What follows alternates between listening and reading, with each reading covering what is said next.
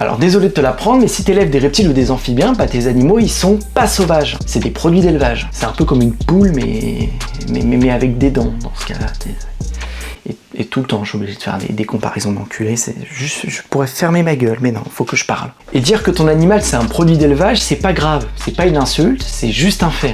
On sélectionne les individus en fonction de leur comportement, de leur couleur, de leur taille, et on retire les individus trop stressés, trop mordeurs. Donc c'est pas de la nature sauvage, c'est ce qu'on appelle de la sélection, et plus particulièrement de la sélection de certains traits. Et ça porte un nom, c'est l'eugénisme. Tu vois, par exemple, elle c'est une couleuvre albinos. Donc en captivité on en trouve beaucoup, parce qu'elle a été sélectionnée pour sa couleur et son comportement, mais dans la nature il y en a pas beaucoup. Pourquoi? Bah parce qu'en fait sa couleur est plus la merde. Mais genre littéralement, enfin je veux dire, t'es un oiseau prédateur, t'as envie de bouffer du serpent, tu vois ça en hauteur, tu shootes en fait. Moi je suis le premier à la bouffer. Mais alors si ton animal il est pas sauvage, il est quoi? Bah il est ce qu'on appelle domestiqué. Donc là à partir de ce moment de la vidéo, tu vas dans l'espace commentaire et tu vas voir tous les anciens matériaux ou tous les puristes qui vont littéralement me niquer la gueule.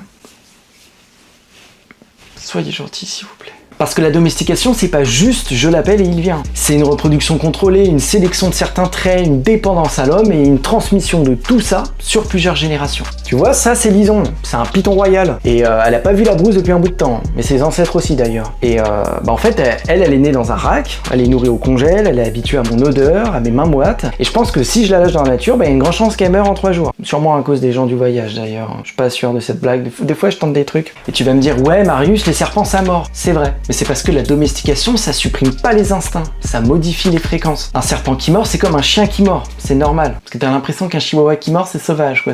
Non mais t'as vu la gueule du saucisson quand même. Je veux dire, c'est... En fait, on recrée pas la nature, on fait ce qu'on appelle du contrôle optimisé. Et c'est ok, y a rien de mal à faire ça. Pourquoi? Parce qu'un animal captif, c'est un animal qui vit souvent plus longtemps que dans la nature. Parce qu'il n'y a pas la famine, il n'y a pas les prédateurs, il n'y a pas la maladie. Voilà, donc il n'y a pas de honte à faire les choses proprement. Donc ouais, ton animal, c'est pas un guerrier ancestral. C'est un individu qui a été élevé, sélectionné et adapté à ton salon. Et franchement, moi je préfère ça, parce que l'élevage responsable, c'est aussi ce qui permet de sauver certaines espèces menacées.